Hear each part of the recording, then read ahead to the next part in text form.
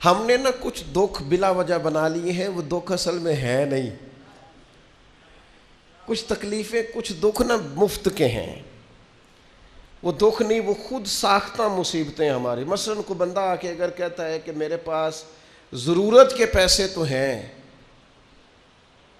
لیکن جناب سیونگ کوئی نہیں ہوتی، گزارا ہی بس ہوتا ہے، لہذا میں دکھی ہوں، تو میرا خیال ہے جس کا گزارا ہوتا ہے اسے سکھی ہونا چاہیے، دکھی نہیں ہونا چاہیے. وہ جی وہ کل کو ضرورت بھی پڑ سکتی ہے، بچے بھی بیانے ہیں، حالات بھی کچھ کوئی جڑتی نہیں ہے، تو یہ خود ساختہ دکھ ہے، یہ دکھ نہیں ہے، یہ ہم نے بنا لیا. نہیں، ایک صاحب نے آ کے یوں کہا کہ بڑی تکلیف میں ہوں، کس وجہ سے؟ میری بچی کو اپنے سسرال میں کام بڑا کرنا پڑتا ہے. تو میں نے کہا ہاتھوں پہ چھالے پڑتے ہیں اس کے؟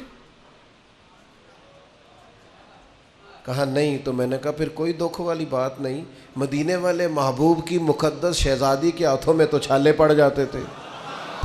یہ تو خود ساختہ دکھ ہے بھائی، یہ تو بنایا ہوا ہے. یہ کوئی دکھ ہے کہ اپنے گھر میں کام کرتی ہے؟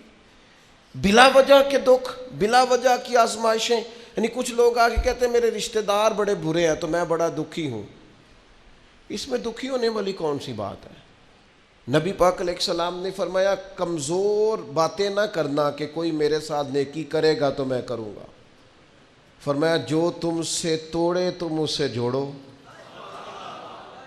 رشتہ دار اگر آپ سے اچھا سلوک نہیں کرتے تو یہ دکھ والی بات نہیں. دکھ والی بات یہ ہے اگر آپ اچھا سلوک نہیں کرتے تو پھر دکھی ہونا چاہیے، پھر تکلیف میں آنا چاہیے. اگر آپ کا رویہ ترش ہے، تلخ ہے، آپ کے مزاج میں گھٹن ہے، آپ کے لفظ بوجھ تلے جبے ہوئے، خود ساختہ دکھ نہیں. او جی میں غریب بڑا ہوں، یہ دکھ ہے؟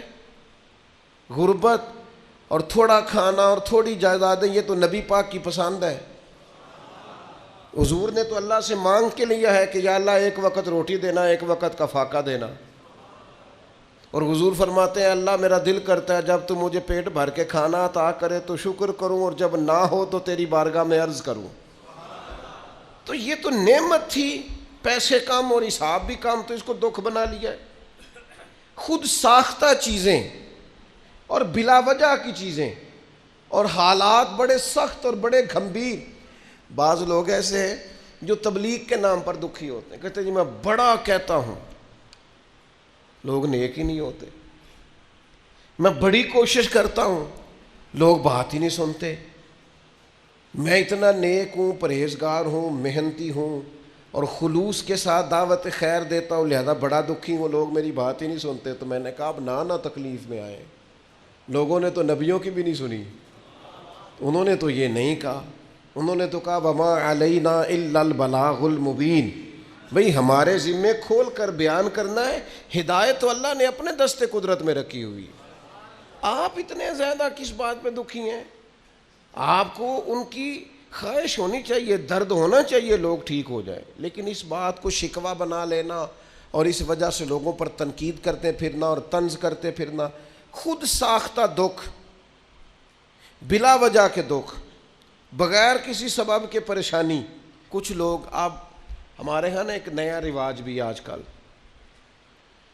کسی شخص کے یہاں انتقال ہو جاتا ہے تو عید والے دن تعزیت کرنے جاتے ہیں. عید والے دن تعزیت کرنے کا ہے کہ خوشی کا ہے؟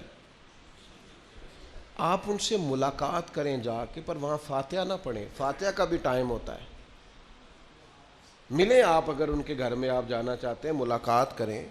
خود ساختہ تکلیفیں نہ بنائیں. ایک صحابیہ ہیں نبی پاک علیہ الصلوۃ والسلام کی صحابیہ، ان کے بھائی کا انتقال ہو گیا تھا. بہن بھائی کے پیار کا کوئی شخص اندازہ کر سکتا ہے؟ بھائی سگا بھائی چلا گیا، تیسرے دن اٹھ کے، 3 دن مکمل ہوئے تو اٹھ کے اس خاتون نے خوشبو لگائی، نیا لباس پہنا. لوگوں نے کہا جناب یہ آپ نے کیا کیا؟ فرمانے لگی مجھے کوئی ضرورت نہیں تھی، مجھے کہیں جانا نہیں تھا، گویا کوئی تقریب نہیں تھی کہ میں نیا لباس پہنتی یا خوشبو لگاتی، لیکن چونکہ حضور نے فرمایا ہے تعزیت صرف 3 دن ہے، لہٰذا اپنے محبوب کی شریعت کا نکھرا ہوا چہرہ لوگوں کے سامنے پیش کرنے کے لیے میں نے 3 دن سے زیادہ سوگ کرنے سے انکار کر دیا ہے.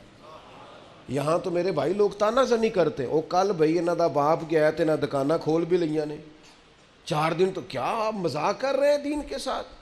خود ساختہ دکھ نہ بنائیں، خود ساختہ آزمائشیں نہ بنائیں، خوش رہنا سیکھیں۔